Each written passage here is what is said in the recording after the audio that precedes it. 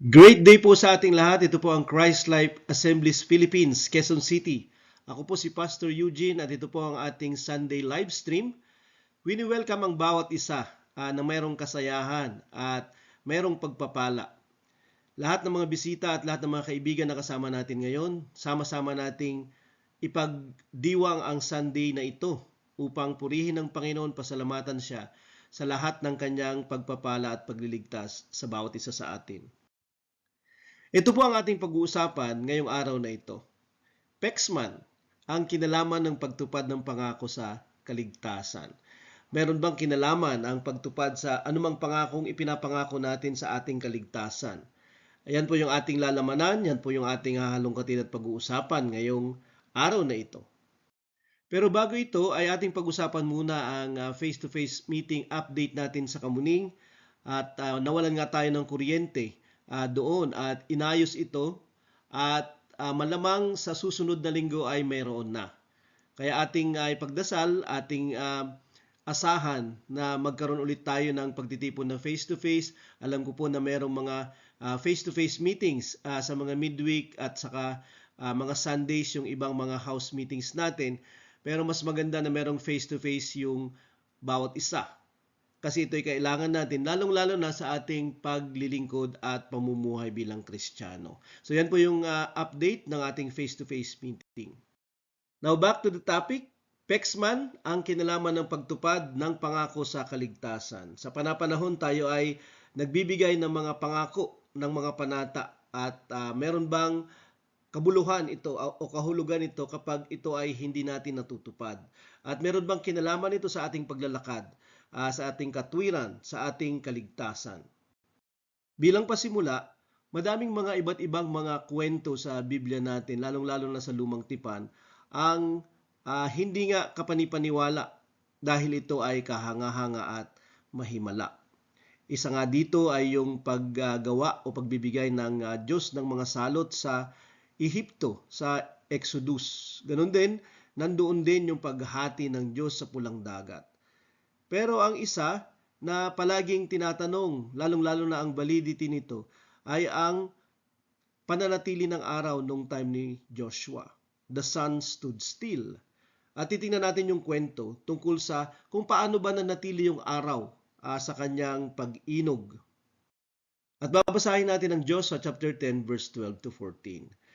Nang araw na pinagtagumpay ng Panginoon ang mga Israelita laban sa mga Amorites, nanalangin si Joshua sa Panginoon. Pagkatapos sinabi niya, habang nakikinig ang mga Israelites, araw tumigil ka sa itaas ng Gibeon, ang buwan sa itaas ng lambak ng Ayalon. Kaya tumigil ang araw at ang buwan hanggang sa natalo ng mga Israelita ang mga kalaban nila. Ang pangyayaring ito ay nakasulat sa aklat ni Jasher. Tumigil ang araw sa gitna ng langit at hindi ito kaagad-agad lumubog sa buong araw. Hindi pa nangyari ang ganito mula noon na sumagot ang Panginoon sa panalangin ng tao na kagaya nito. Tunay na nakikipaglaban ng Panginoon para sa Israel. At ito nga ang kwento ng pakikipagyera ng mga Hudyo sa mga Amorites, partikular ang mga Gibeonites. At dito, upang mapanatiling mayroong liwanag, ay kinakailangan na manatili yung araw at huwag siyang lumubog. At kaya ito ang ginawa ng bida rito, si Joshua. Pinatigil niya yung araw at ito ay tumigil nga at humaba ang araw. At ito ay masyadong pinagkakaguluhan ng mga hindi naniniwala sa Diyos. Kasi ito daw ay scientifically impossible na mangyari na tumigil yung inog ng araw. Una sa lahat, ito ay kawalang kaalaman dahil ang araw ay hindi naman ito ang umiinog kundi ang daigdig ang umiinog, ang planetang Earth yung umiinog sa araw. Pero hindi nila napapansin o naiintindihan na nagsasalita ang Biblia sa pananaw ng mga tao dito sa lupa. Ito ang kanyang pinatutungkulan dito. Kaya para bang tumigil yung araw. Pero paano titigil ang araw? Kasi kapag tumigil ito, ay magkakaroon ng dilubyo. Kapag tumigil siya, magkakaroon ng pagkasira ng sistema, 'di ba, ng relationship ng araw dahil sa gravity at magnetism, sabi ng siyensya. At makakasira ito sa mundo natin. Magkakaroon ng mga sakuna at mga kalamidad na malalaki kung ito ay mangyayari. Ano ba talaga ang nangyari nung pinatigil ni Joshua ang araw? At pinatigil ni Joshua ang araw at ito'y tumigil nga. Pero hindi lamang yung araw ang kanyang pinatigil dito. Makikita natin na ito ay nagpatigil din sa buwan. Kasi kung titigil ang araw, titigil din yung buwan. Pero katulad ng sinasabi natin, hindi talaga gumagalaw yung araw at umiinog sa daigdig natin. Subalit, ang daigdig yung umiinog sa araw. Para lang mayroong pagsikat at paglubog yung araw, pero ang daigdig natin yung kumikilos paikot sa araw. Ang mga lingwahe na ating binabasa ay lingwahe na pantao, lalong-lalo na nung panahon na hindi pa nadidiskubre yung mga bagay-bagay sa astronomiya. So paano tumigil yung araw? Merong maraming mga haka-haka at opinion tungkol dito. Merong dalawa lang natitingnan natin na sikat. Sabi dito sa isang news article ng The Times of Israel noong October 30, 2017, Joshua stopped the sun 3,224 years ago today, scientists say. Ito daw yung patunay at nakita na ng mga scientists kung paanong napatigil ni Joshua ang araw 3,230 years ago na, ngayong 2023.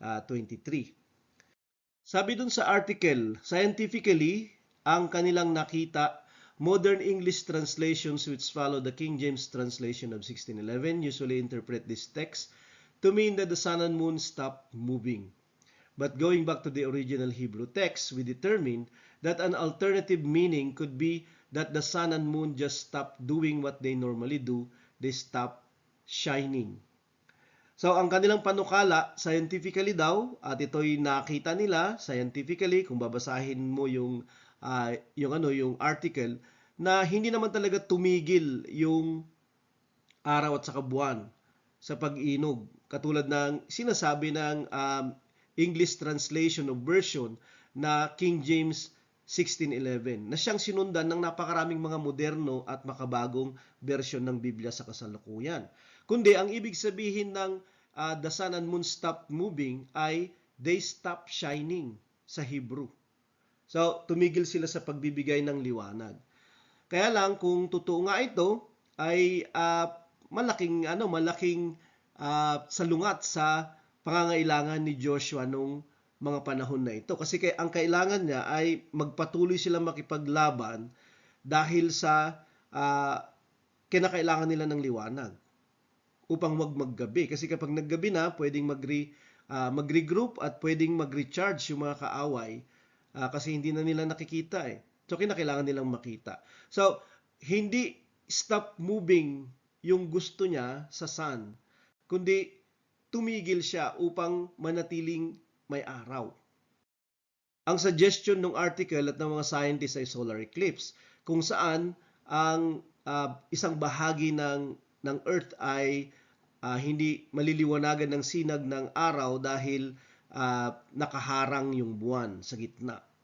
Pero salungat yung kagustuhan ni Joshua, kasi ang kagustuhan ni Joshua hindi mawalan ng liwanag kundi magkaroon ng liwanag para magpatuloy yung giyera. Sa Joshua 10 verse 30, kaya tumigil ang araw at ang buwan. Tumigil yung araw at ang buwan. Ibig sabihin, tumigil yung araw sa lugar nila at tumigil yung buwan kung saan man ito. Kung ito ay nasa kabilang panig ng mundo, nung time na yun, tumigil din doon yung buwan. Yun yung ibig sabihin nito.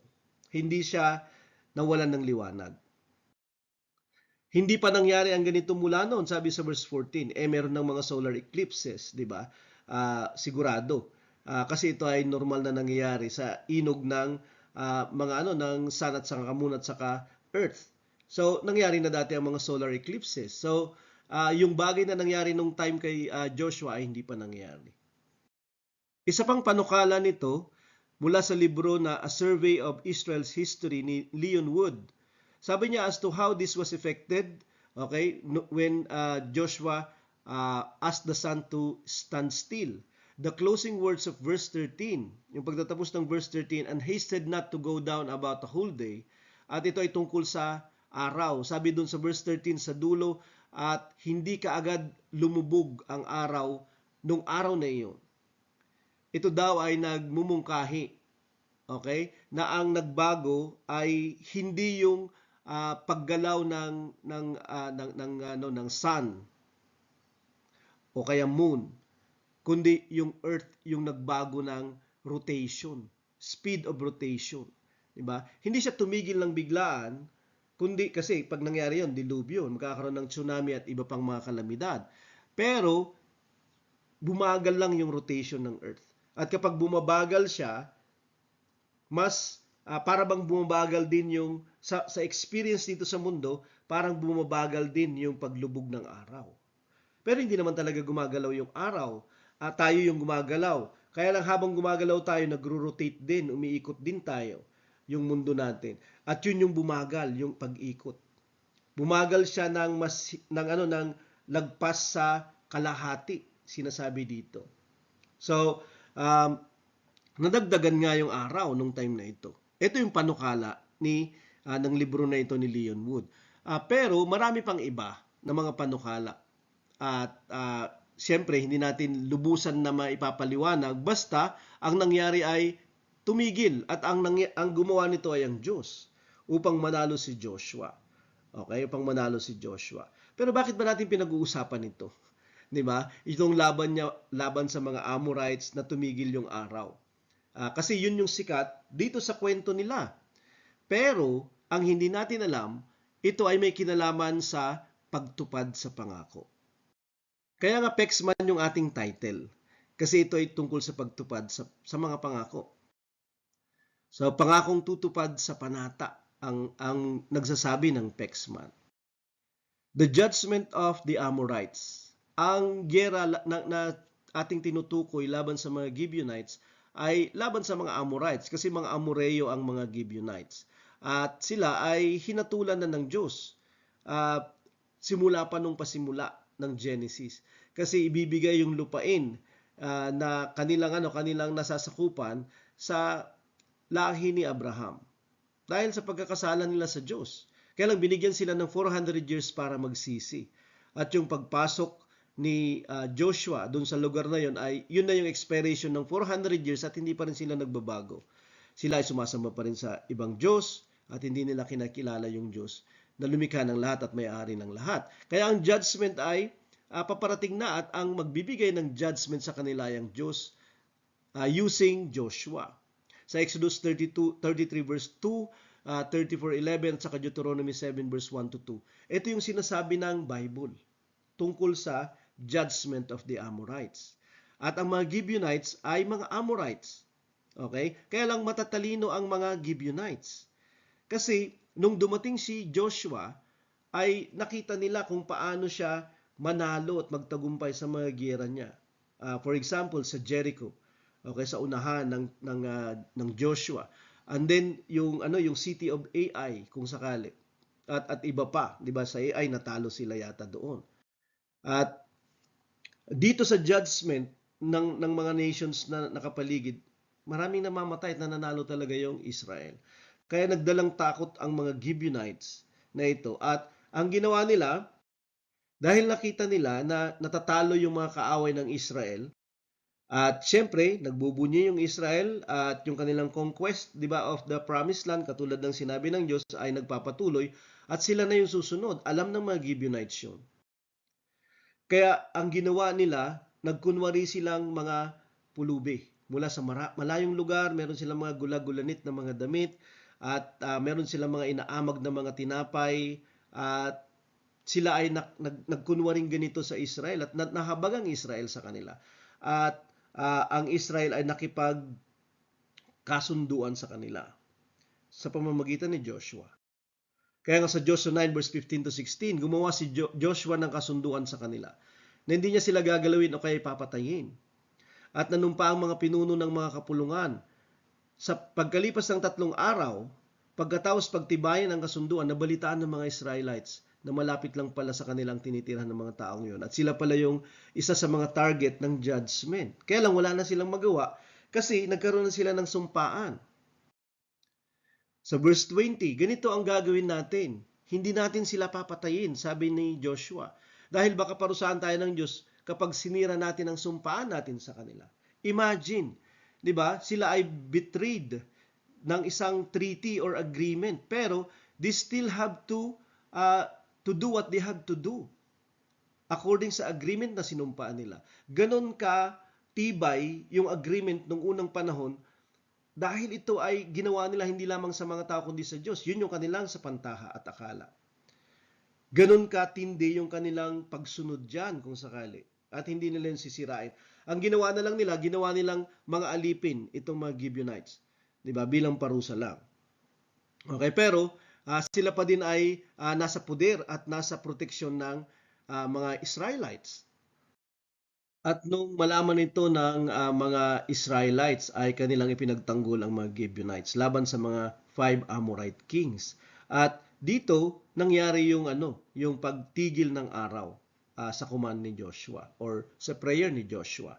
At kaya lang yun yung na-magnify dun sa kwento. Hindi yung pagtupad ng mga Israelites ng kanilang pangako. Dahil kung hindi nila tutuparin yung pangako, 'di ba, nila sa mga Gibeonites ay lagot sila sa Diyos. Ganon kahalaga yung pangako sa kanila dahil ito ay sa Diyos nila ginawa. Katulad ng title, Pexman, pangakong tutupad sa panata, dahil mayroon silang mga binitawang mga pangako, kaya kinakailangan nilang tumupad sa usapan. Alam natin yung nangyari kamakailan lang sa Pinoy showbiz. 'Di ba, kay Katniel. At ito nga ay iniiyakan at malamang hindi lamang ng mga tao sa labas kundi sa loob din ng simbahan kasi palagi nating nakikita yung tungkol sa kanilang mga postings at memes. At naapektuhan yung hindi lamang Pilipinas kundi kahit yung international na mga tao sa breakup na ito. Pero obviously hindi naman ito yung first breakup na napakalaki sa showbiz. 'Di ba? Kasi 30 years ago ay nag-break up din si Gabby at saka si Sharon. 'Di ba? Pero nagkabalikan na sila, mukha, 'di ba? Kasi nagkabati na sila. At ito ay dahil nga sa isang concert din o pinatunayan ng isang concert kamakailan lang. 'Di ba? Ito yung panahon namin. Okay? Teenager din ako nung nangyari ito nung 1980. Kaya lang alam natin na meron silang mga pangako sa isa't isa. Imagine, si Katniel ay 11 years at ito naman si Gabby Sharon ay 12 years. From 1980 to 1993 yata kung hindi ako nagkakamali. 'Di ba? Nung nag-asawa na si Gabby at yun lang. So, kaya lang ano na yung mga pangako? Paano na? At very human yung ganito, di pagtupad sa mga pangako. At madaming mga nangyayari afterwards at bunga na hindi nagugustuhan. Kahalagahan ng pagtupad sa pangako. Deuteronomy 23 verse 21, kung gagawa kayo ng panata sa Panginoon na inyong Diyos, huwag ninyong ipagpapaliban ang pagtupad. Huwag ninyong i-delay. Dahil siguradong sisingilin kayo ng Panginoon na inyong Diyos at magkakasala kayo sa hindi pagtupad nito. Ano-ano yung mga pangako natin sa Diyos na binitawan? Kahit na matagal na, alalahanin natin at tuparin natin. Huwag lang natin iisipin na ang Diyos naman ay nakakaintindi, nakakaunawa, mapagbiyaya, mahabagin, maawain, maibigin, mapagmahal. Hindi, inaabuso natin yung Diyos kung sakali. At sabi niya, maniningil siyang tiyak. 23:22 to 23, hindi ito kasalanan kung hindi kayo gumawa ng panata. Pero anumang ipinanata ninyo sa Panginoon na inyong Diyos ay dapat ninyong tuparin. Sana hindi na lang kayo namanata. Diba? Mas maganda pa na huwag ka na lang mangako. Kasi kapag ang pangako mo ay napako, ikaw yung mapupulaan. Pero dito, kasalanan daw sa Diyos. Kaya nga ito ay may kinalaman sa ating kaligtasan dahil kasalanan yung hindi pagtupad sa panata o pangako. Sa Ecclesiastes 5 verse 2, huwag kang pabigla-bigla sa pagsasalita. Mag-isip ka muna ng mabuti bago ka mangako sa Diyos. Pag-isipan natin yung ating mga sinasabi sa Panginoon, lalong-lalo na kapag tayo ay nangangailangan at madali nating bitawan yung mga salita, lalong-lalo na kapag tayo emosyonal, lalong-lalo na kapag tayo ay nasa panganib o takot, tayo ay nangangako ng bigla-bigla, madami, at eventually hindi natin nagagawa. Sabi niya, tandaan mo na ang Diyos ay nasa langit at ikaw ay nandito sa lupa, kaya mag-ingat ka sa pagsasalita. Ibig sabihin siya yung Diyos ng langit at ng lupa at alam niya yung nangyayari sa lahat ng lugar, langit man o lupa. Kaya naririnig niya yung mga pangako natin. Okay? Na ginagawa. Sa verses 4 to 5, kapag nangako ka sa Diyos, tuparin mo. Tuparin mo ang pinangako mo sa Kanya dahil hindi siya natutuwa sa mga hangal na hindi tumutupad sa mga pangako. Mas mabuti pang huwag ka na lang mangako kaysa mangako ka at hindi mo naman tuparin. Matakot ka sa Diyos. Kasi hindi niya ito palalagpasin. At maniningil siya. At tinitingnan niya ito na sagrado kapag ginagawa natin yung pangangako sa Kanya. Ano yung mga unang ginawa nating pangako sa Kanya? Tayo nakipagtipan sa Panginoon nung tayo naligtas. Tayo ay nakipagsang-ayunan na tayo susunod sa Kanya. Na siya ay magiging Panginoon natin at siya yung ating magiging tagahabilin, tagautos at tayo yung tagasunod niya. Nagagawa pa ba natin yun? Yung mga pangakong binitawan natin na magmamahal tayo sa Kanya, susunod tayo sa Kanya, mamahalin natin yung simbahan, mamahalin natin yung kapatiran, lahat ng mga bagay na ito na ating mga sinabi sa Diyos. Sabi niya, kapag nangako ka sa Diyos, tuparin mo. Agad. Huwag yung hindi ka tutupad kapag nangako ka. Wala ka bang takot sa Kanya?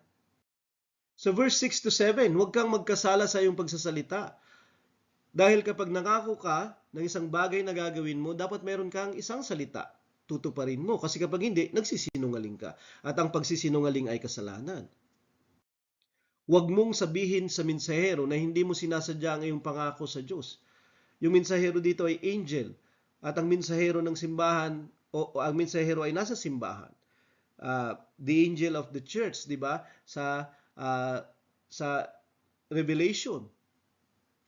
At yun yung nangyayari sa simbahan. Huwag tayong mangako sa Diyos. Lalong-lalo na sa simbahan. Nagagawin ko to, gagawin ko yan, di ba? Kapag ganito na ako, gagawin ko to, gagawin ko yan. Tapos hindi naman natin nagagawa. Kahit nandun na tayo, nabot na natin yung sinasabi natin, nagawa na natin yung sinasabi natin, nakuha na natin yung sinasabi natin, hindi naman tayo gumagawa ng ating mga sinabi. Magagalit ang Diyos kung gagawin mo ito at sisirain niya ang lahat ng pinaghirapan mo. Yun ba yung dahilan kung bakit yung ating mga kalagayan ay hindi nagpapatuloy na umuunlad? Dahil may mga nasabi tayo sa Diyos at hindi natin tinutupad? Yun ba yung dahilan? Tingnan mo nga kung ito yung sinasabi ng parte ng verse na ito. Ang sobrang pananaginip at pagsasalita ay walang kabuluhan. Kasi parang ano lang yun, parang ang pangako ay ganoon. Kaisipan lang siya na sinasabi natin na gagawin natin. Pero hindi naman siya nangyayari talaga. Para siyang dream lang natin. Yan yung gagawin ko, magiging ganito ako. Pero hindi naman talaga tayo magiging ganoon at ang pangarap natin ay hungkag o empty. Matakot tayo sa Diyos dahil siniseryoso niya yung mga pangako at panata natin. Yan yung kahalagahan ng pagtupad sa pangako dahil mahalaga sa Diyos natin. At may kinalaman sa ating katwiran kung siya yung tatanungin at mayroong kinalaman sa ating kasalanan kung siya yung tatanungin. Madalas masirang mga pangako. Ano-ano yung mga pangako mabilis nating sabihin, tapos mabilis naman na hindi natin nagagawa. Diba? Kapag meron tayong ka-meet up, sabi natin, dyan ako, in 5 minutes or 10 minutes, pero sa totoo lang, hindi naman. O kaya sabihin mo, nasa on the way na ako dyan, pero kalalabas mo pa lang ng pintuan nyo. At 5 minutes na lang yung oras na meron ka, dun sa tipaanan ninyo na makakaabot ka dun kapag sasakay ka ng 30 minutes or 1 hour. Pero sinasabi mo, on the way na ako. O kaya nasa traffic kasi ako, wala naman talagang traffic. Tatawagan kita mamaya. At hindi mo naman gagawin. Pag sinabi ng mga kapatid, halimbawa, pag-pray mo nga ako, sige, pag-pray natin yan, hindi mo naman talaga gagawin. Minsan may mga nakalagay na posting sa mga GCs natin at humingi sila ng prayers. Karamihan sa atin nagta-thumbs up na para bang ang ibig sabihin, okay naman naka-prayer yung mga kamay. Ang ibig sabihin, ipag-pray natin yun. Ipinag-pray ba natin talaga sila?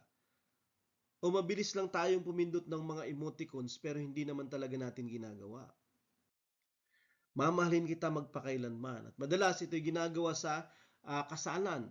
Di ba? May kakasal sa susunod na linggo. Okay, early congratulations, di ba, kay Brother Justin at Sister Vanessa. Okay? At magpakailanman yung kanilang sasabihin, di ba? Till death do us part. Pero yun ba ay natutupad ng mga mag-asawa? Kung yung data yung titingnan natin ay majority hindi nila nagagawa. Yung iba, wala na rin silang pagmamahal pero nananatili lang sila para ipakita sa iba na sila ay nagsasama pa rin. O kaya naman, para sa ibang mga dahilan, kundi hindi para dahil nagmamahalan sila sa isa't isa. Andito lang ako para sa iyo. Diba? Lalong-lalo na yung mga kinakailangan ng tulong at mahirap yung mga kalagayan ng mga tao. Sana totoo, di ba? Na kapag ikaw ay kanilang hanapin, nandun ka talaga, tawagan ka nila, i-text ka nila. Hindi yung sinisinsun mo yung mga messages. Sinasabi mong dito lang ako, friend. Tawag ka lang anytime, di ba? Tapos wala, ang tinitingnan mo lang yung tawag. Hindi mo naman sinasagot. Patawarin mo ko, Lord, hindi na ako uulit. At ilang beses na nating nasabi siguro ito. Kung merong nagsasabi nito, tapos hindi naman natin nagagawa. Bakit hindi mo na lang sabihin, patawarin mo ako, Lord? Hindi yung hindi na ako uulit. Pag nagkatrabaho ko, paglilingkuran kita, o ibibigay ko yung ganito, gagawin ko yung ganito. Nagkatrabaho na. Nawala naman, hindi mo naman na siya makita sa simbahan. Nung walang trabaho, nasa church. Nakikipag-fellowship. Mabuti na lang merong live stream. Pero kahit sa live streaming, hindi mo na siya makita.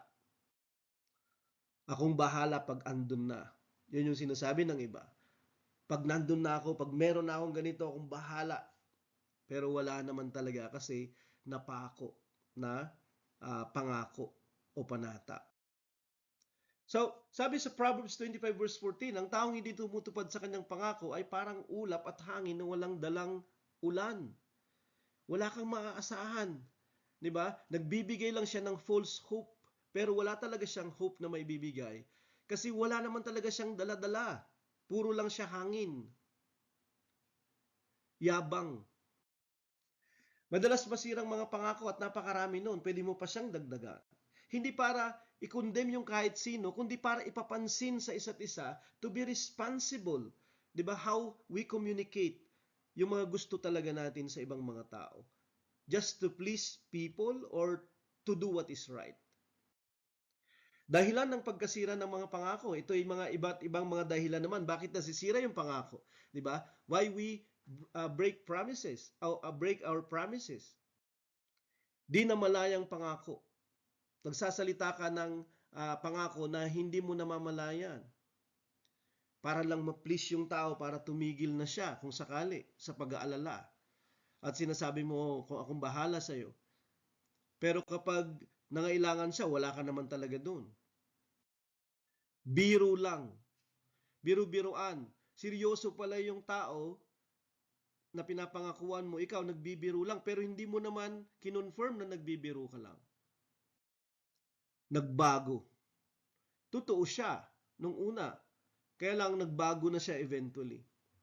At hindi na siya sumusunod sa pangako. Nagbago na yung kanyang pagtingin, nagbago na yung kanyang pagmamahal, nagbago na yung kanyang pagmamalasakit. Nagbago na yung tao. Kaya nagbago na rin yung kanyang pangako at panata. Nakalimutan. 'Di ba? Nakalimutan niya sa kung ano-ano mang ino-overthink niya na wala ka na sa listahan ng kanyang prioridad. Kaya hindi kanya priority itong taong ito na nakakalimot ng pangako niya sa iyo.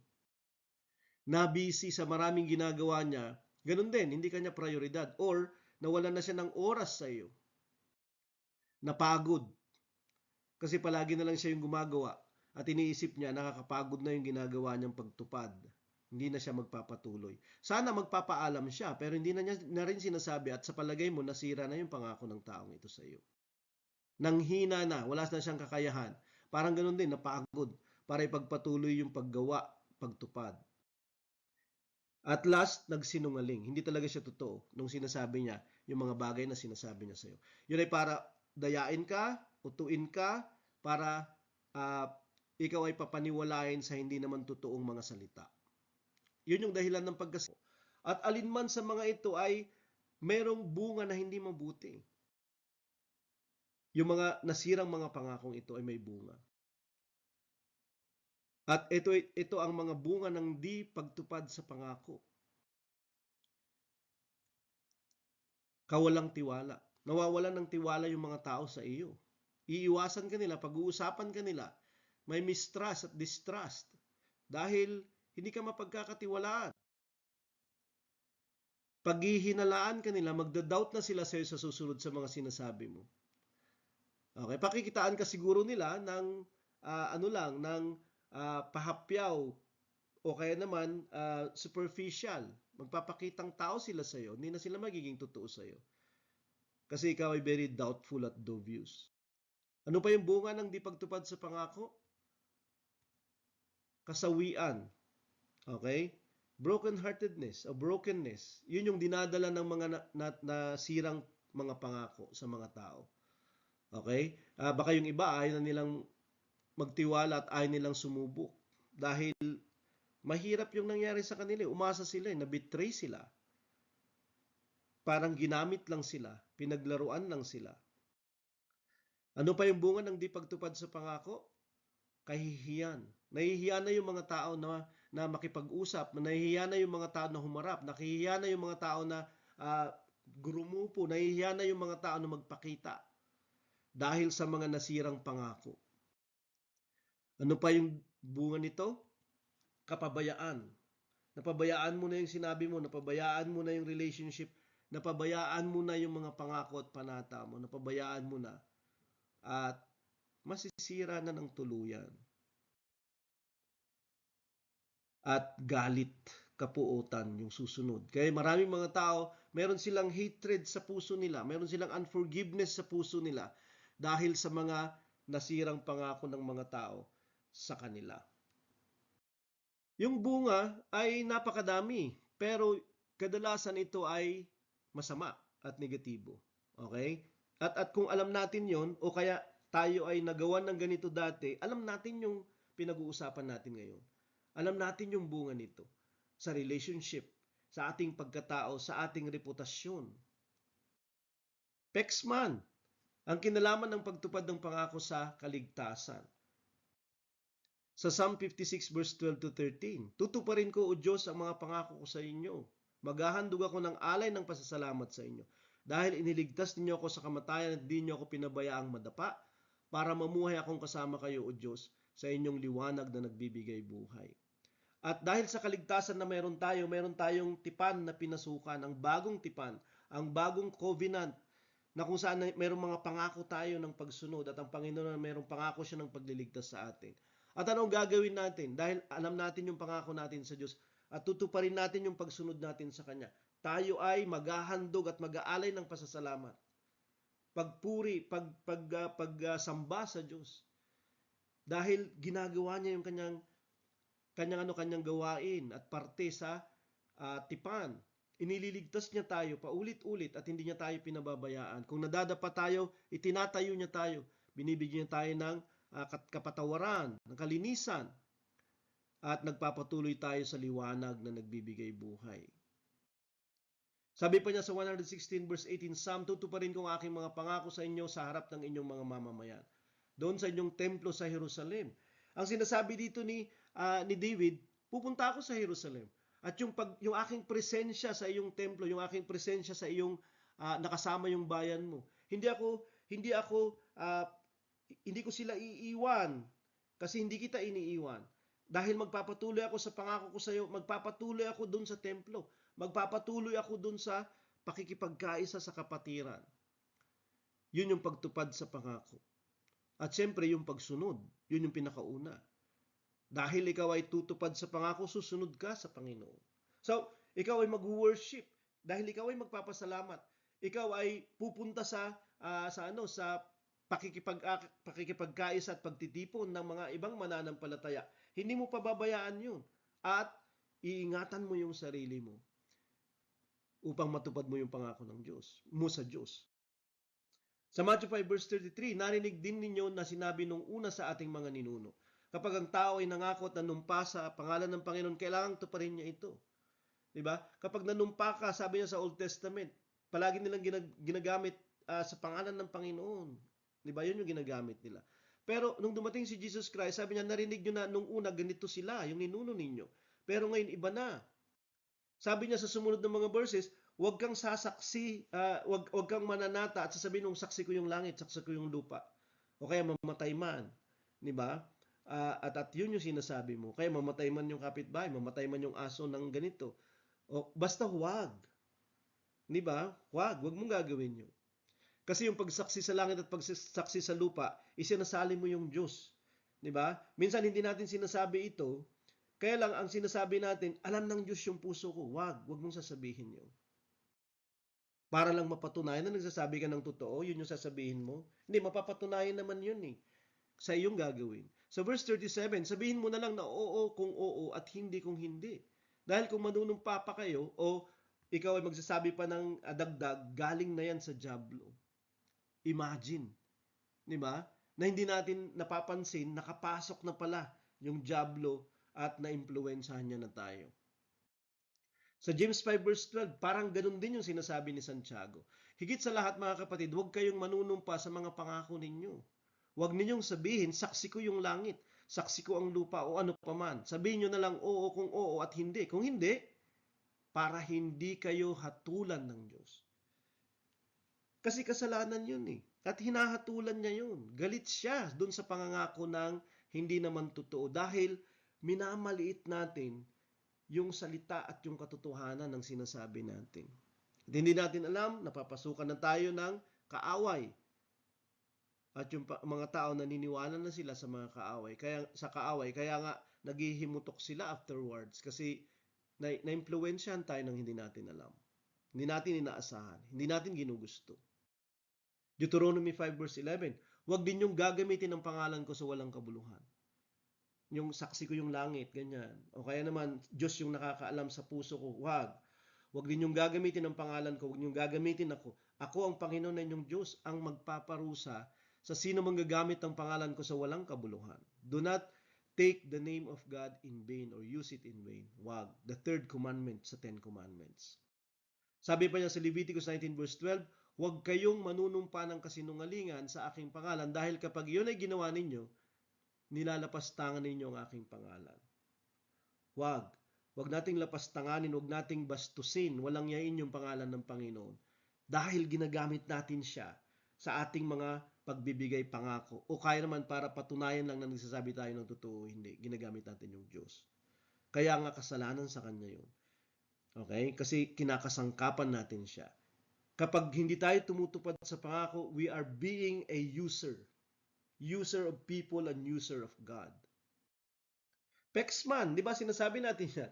Okay? May kinalaman pala yan sa right standing with God at eventually our salvation. Bunga ng pagtupad sa pangako. Ito naman yung bunga niya sa atin at bunga niya sa iba pang paraan. Ang bunga niya ay integridad, mapagkakatiwalaan tayo, maniniwala sila sa atin. Okay? Paniniwalaan nila yung sasabihin natin sa susunod. Mas lalo silang magtitiwala sa lahat ng motibo, sa lahat ng mga hangarin, mensahe, ideya, panukala natin. Mahirap yung mawalan ng tiwala yung tao. Kasi magpapakitang tao lang talaga siya sa iyo kung sakali. Kasi kapag nawalan siya ng tiwala sa iyo, pati yung pag-ibig niya, nabawasan na yun. Hindi na siya buo. At ikaw yung may kasalanan. Respeto, honor, mawawalan ka nito.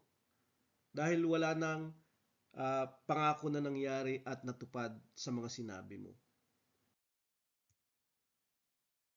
Magiging huwaran ka ng iba kasi tinitingnan ka nila. At kahit mahirap susundin nila yung kanilang sinasabi, gagawin nila kasi nakita nila yung mabuting epekto nito sa iyo. At epekto nito sa iba pa. Katuwiran ang dadalhin nito sa iyo. Ikaw ay magiging matuwid. Gagawin kanyang walang dungis nito. Yung iyong karakter ay walang dungis. At therefore, kaligtasan yung dadalhin niya sa iyo. Kasi ang pagsasabi ng totoo ay pagsasabi ng hindi lang tapat, kundi ng katotohanan. At ang katotohanan ay Panginoong Diyos. At isa ito sa pruweba ng kanyang buhay sa atin. So yun yung bunga ng pagtupad sa pangako. Madaming bunga at marami ding hindi mabubuti kapag hindi natin tinutupad yung mga pangako natin. Parang simple lang, pero hindi talaga siya. May kinalaman siya sa ating kasalukuyan, may kinalaman siya sa ating walang hanggan. Si Douglas MacArthur ay isang general ng World War II. At nung sinugod ng Japan yung Pilipinas ay nasa Pilipinas siya. Pero nung umalis siya, sabi niya, I shall return. Ito yung isa sa pinakasikat na pangako ng isang personalidad sa kasaysayan. At ginawa niya ito noong October 20, 1944. Dumating siya ulit. At meron na siya daladalang saklolo at tulong mula sa Leyte Gulf. Siya ay sumampa sa Pilipinas. At iniligtas nga niya yung Pilipinas. Kasi siya ay nangako at kanyang ginawa. At siya yung hero natin. At ganito yung kailangan natin sa panahon natin. Mga tumutupad sa pangako. 'Di ba? Upang mapabuti hindi lamang yung mga relationships, yung pamayanan, mapabuti yung mga tao. Kaya lang kung hindi natin kilala yung Panginoon, kasi meron din siyang sinabi at siya ay gagawa. Sabi dito sa Hebrews 10 verse 37, sapagkat sinasabi sa kasulatan, sandaling panahon na lang at darating na siya. Hindi na siya magtatagal. Nangako din ng Panginoong Hesus na darating siya. Ulit, second coming. At yun yung pinag-uusapan natin sa ating mga prophecy meetings. Pero pangako niya ito at siya'y darating. Hindi siya magpapaliban ng kanyang sinabi. Sa 38:39, at mabubuhay ang tao itinuring kong matuwid dahil sa pananampalataya niya. Kaya dapat manampalataya tayo.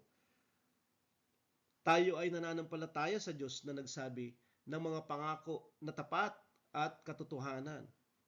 Ngunit kung tumalikod siya sa akin, tayo ay tumalikod sa Panginoon, hindi ko siya kalulugdan. Hindi matutuwa ang Panginoon kapag tayo tumatalikod kasi tayo nagbabago. Hindi siya magbabago, tayo ay magbabago. Manatili tayong nananampalataya at manatili tayong sumusunod. Hindi tayo kabilang sa mga tumatalikod sa Diyos at napapahamak, kundi kabilang tayo sa mga sumasampalataya at naliligtas. Bakit hindi nagpapatuloy yung iba? Wala sila sa kanilang pangako. Sila ay naging hindi nagpatuloy sa kanilang panata. At dahil doon, nawalan sila ng bunga ng mabuti sa kanilang pagsunod. Nawalan sila ng bunga at benepisyo ng pagsunod. At ang pinakamalaking benepisyo ng pagsunod ay ang ating pakikipagkita sa Panginoong sa isang araw na nagsabing, I shall return. Kaya yan yung Pexman, ang kinalaman ng pagtupad ng pangako sa kaligtasan. Kung tayo magpapatuloy na sumusunod sa Panginoon, tayo rin ay magsasabi ng totoo, hindi magsisinungaling, kahit sa ating mga dealings and transactions. When we say yes, that's yes. Kapag sinabi natin oo, oo. Kapag hindi, hindi. Kapag hindi na natin magawa, talk to the person na hindi mo nagawa, kung bakit hindi mo magagawa. Kapag hindi mo nagawa, hindi ka tumupad, humingi ka ng tawad. Lalo na sa ating Panginoong Diyos. So maraming salamat po at communion na po yung susunod pagkatapos nito. At God bless ng mga salita natin pinag-usapan. God bless ng blessing ng Panginoon na nagpapatuloy sa atin, sa ating araw-araw na pamumuhay at paglilingkod sa Kanya sa kabila ng mga kalagayan natin. Mahirap man o madali. See you ulit sa susunod po na pagtatanghal ng ating live stream tuwing Sunday.